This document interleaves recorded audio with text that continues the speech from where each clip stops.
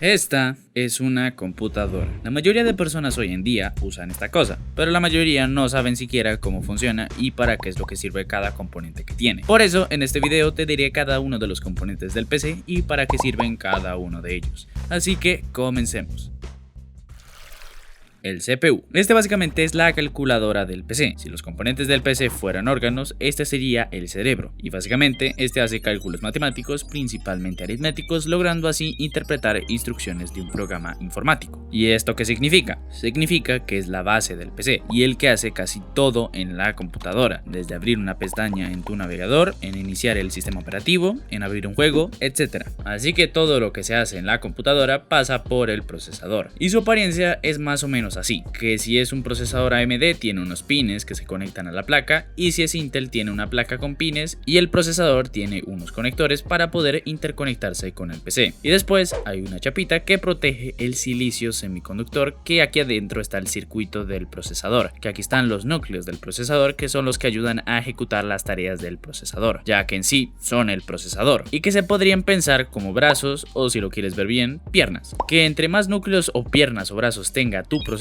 más tareas podrá hacer simultáneamente. Y además, estos brazos o piernas tienen una cierta velocidad a la que hacen cálculos matemáticos, llamados gigahertz. Entre más gigahertz tiene tu procesador, más rápido hace los cálculos y por lo tanto es más rápido. Número 2. El almacenamiento. Los más actuales son los SSD M.2 o NVMe, pero claramente en almacenamiento estarían también los típicos SSD y ya los viejos y algo obsoletos HDD, que estos últimos son discos magnéticos como los antiguos de hace más de 30 años. Solamente que ahora son cada vez más obsoletos. De hecho, si intentas buscar un portátil actual, lo más seguro es que no podrás encontrar un portátil con estos discos duros. Pero hoy en día se usan mucho los SSD M.2 NVMe y estos básicamente funcionan de la siguiente manera. Estos módulos pequeños o chips son básicamente bancos de memoria en donde claramente aquí se guarda la información en código binario, ya saben, 0 y 1. Y tienen al lado de estos bancos un pequeño procesador.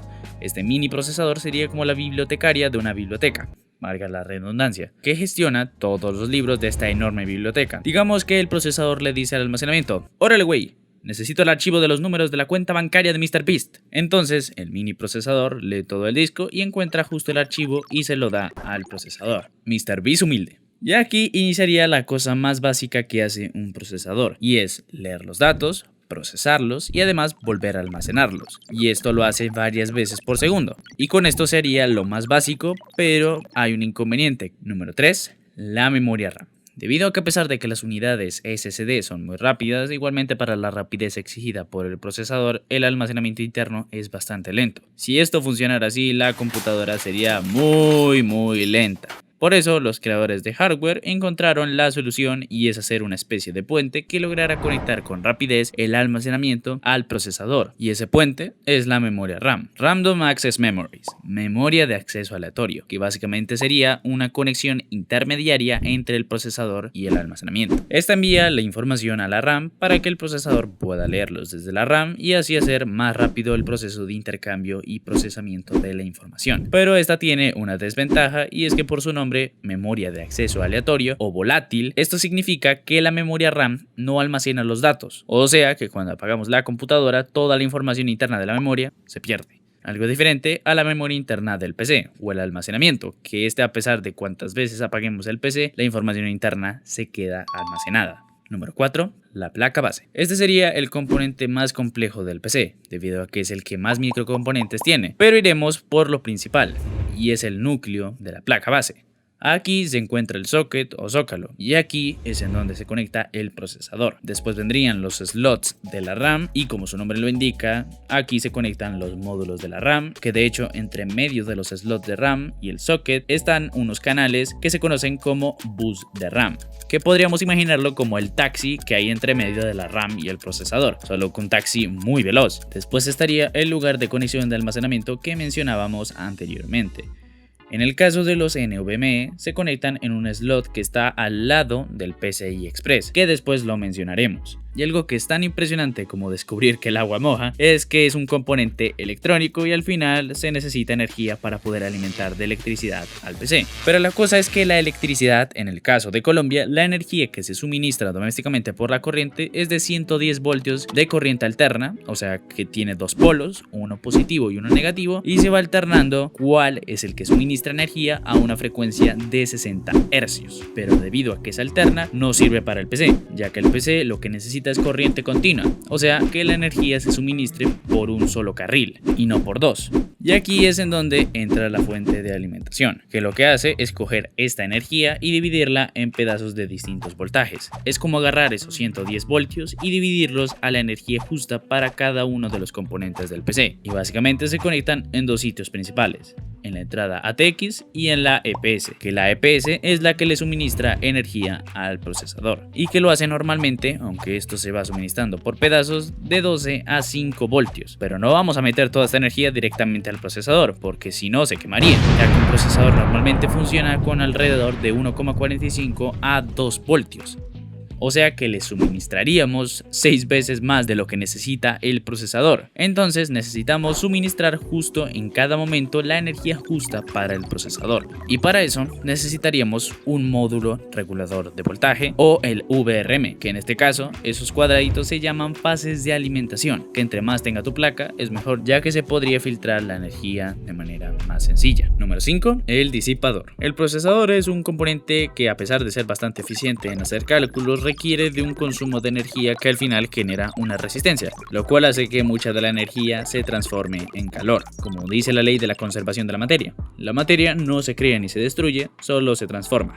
En este caso, el procesador solo por encenderse genera calor, y eso es malo porque corre el riesgo de quemarse. Por eso necesitamos un disipador que lo que hace, como su nombre lo dice, es disipar o dispersar el calor del procesador para que no se queme, y en este caso hay dos tipos de disipador. Actualmente los disipadores de aire o de viento o los que enfrían por agua o refrigeración líquida son los más comunes, que las de aire sirven a partir de una placa de cobre que absorbe el calor del procesador y lo retiene en un disipador de aluminio que es enfriado por unos ventiladores, y las líquidas más o menos usan un bloque de cobre y ventiladores, pero la excepción es que usan radiadores y agua o líquido refrigerante, que el agua absorbe el calor del procesador y el radiador lo expulsa del sistema, y hay unos ventiladores para evitar que el radiador se sobrecaliente. Pero la cosa es que si tú miras cuando unes el procesador y el disipador a través de un microscopio, verás que no se juntan del todo, como que hay una especie de bolsas de aire, lo cual dificulta más la disipación. Por eso existe un pegamento para unir estas dos cosas, que es la pasta térmica, que básicamente rellena esos huecos de aire para que así la transferencia térmica sea mejor. Número 6. Conexiones. Y de hecho, justo ahora en este momento el PC podría funcionar y podría prenderse sin dañarse y nada de ese estilo. Pero la pregunta es, ¿cómo lo usamos? Ya que no tiene mouse y monitor y teclado. Bueno, lo primero sería comprar los periféricos como el mouse, el monitor y el teclado, y después conectarlos aquí. Estos son las conexiones de la placa madre. Aquí, por ejemplo, en los USB conectamos el teclado y el mouse, y en los HDMI, o si no, en el DisplayPort, el monitor. Y claramente estas conexiones tienen una circuitería que llega hasta este mini procesador, que número 7, chipset o PCH. Este de aquí es el chipset o PCH. Este pequeño procesador sería como el asistente del procesador, y el procesador sería el jefe. Y las tareas que el jefe no podría hacer porque está ocupado en otras cosas, su asistente le está ayudando en la tarea de conexiones. Sirve de puente de comunicación con el resto de componentes, como son la memoria, las tarjetas de expansión, los puertos USB, el ratón, el cable Ethernet, el teclado, etc. Y gestiona quién y cómo hablan con el jefe, que es el procesador. Aunque este igualmente es un procesador que se calienta igualmente que un procesador, que de hecho hay veces en las que tienen un ventilador y un disipador para evitar que se dañe del calor que generan. Número 8. La GPU. El siguiente componente tiene una importancia vital en el uso de un PC y para que ésta pueda funcionar. A ver, primero pensemos en que una pantalla o un monitor es como un colador o una malla. Un colador o una malla con tantos huecos tan pequeños que no puedes verlos a simple vista. y que cada 3 huecos hay una columna de huecos de color verde, rojo y azul. Estos amigos son los píxeles, que gracias a estos 3 colores se pueden mostrar casi todos los colores del espectro del ojo humano. Pero la cosa es de que si no hay un componente que se encargue de procesar cómo se encienden y apagan estos píxeles, esta tarea la tendría que hacer el procesador. Pero el problema es que al procesador se le da muy mal procesar píxeles. Por eso es que existe un procesador o un chip gráfico llamado GPU, o coloquialmente llamado en el PC Gaming la tarjeta gráfica, que es la que se encarga de procesar los gráficos y píxeles teniendo una arquitectura diferente y optimizada para realizar esta tarea, que muchas veces está dentro del procesador, llamada tarjeta gráfica integrada, porque viene adentro del procesador, está integrada en él. Por eso es de que solo con el procesador podríamos llegar a usar la PC, ya que tiene un chip gráfico adecuado a la tarea de procesar gráficos. Pero la cuestión es de que este chip gráfico está hecho solo para procesar únicamente eso, la pantalla de tu PC. Y si queremos hacer cosas más exigentes como jugar, ya que esta vez la gráfica tendría que procesar no solo píxeles, sino también polígonos tridimensionales o editar videos o hacer más cosas que no sean solo navegar por internet, necesitaríamos una tarjeta gráfica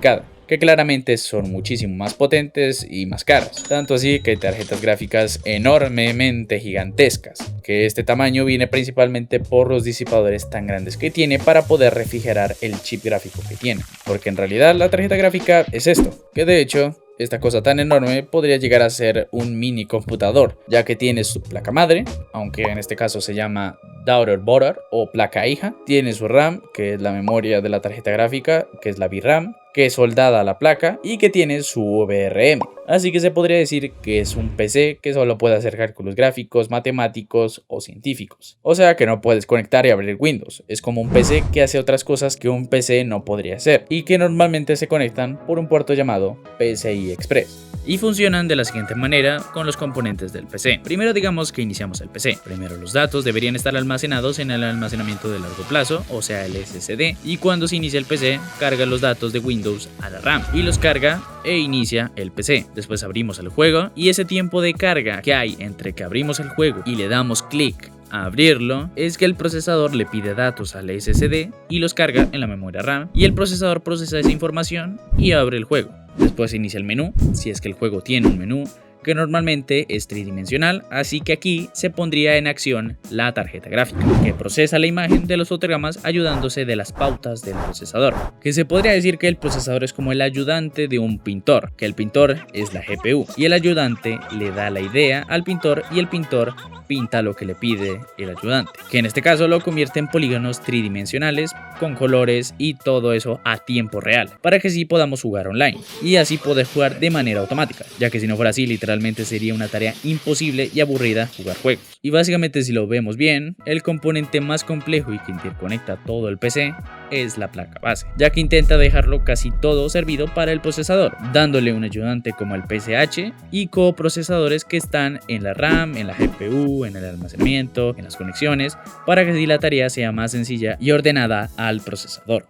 Y también hay otro manager que ayuda a monitorear todo y a arrancar todo y ver que si todo está bien, y esa es la BIOS, que de hecho tiene una pila que es la que ayuda a guardar la fecha y la hora y funciona a pesar de que el PC esté fuera de corriente. Y por último, número 9, caja, chasis o gabinete. Y bueno, la caja de todos los componentes, mal llamada CPU, que así no se llama, el CPU es el procesador, no tiene tantísima relevancia como los otros componentes, pero sirve para proteger el PC y sirve para poder organizar el PC y para que se vea más bonito. Y también ayuda a la refrigeración de los componentes, que de hecho si lo ves muchas cajas tienen ventiladores para ayudar a mejorar la refrigeración de los componentes, pero vamos, que puedes usar una caja de cartón o de madera y servirá igual. Habrían ciertas dificultades, pero igual serviría. Y bueno, este sería el video de la explicación de cómo funcionan los componentes de un PC. Espero que les haya gustado este video, no te olvides de suscribirte, darle un like y activar la campanita para no perderte ninguno de mis videos. Y yo soy Dibat y gracias por verme.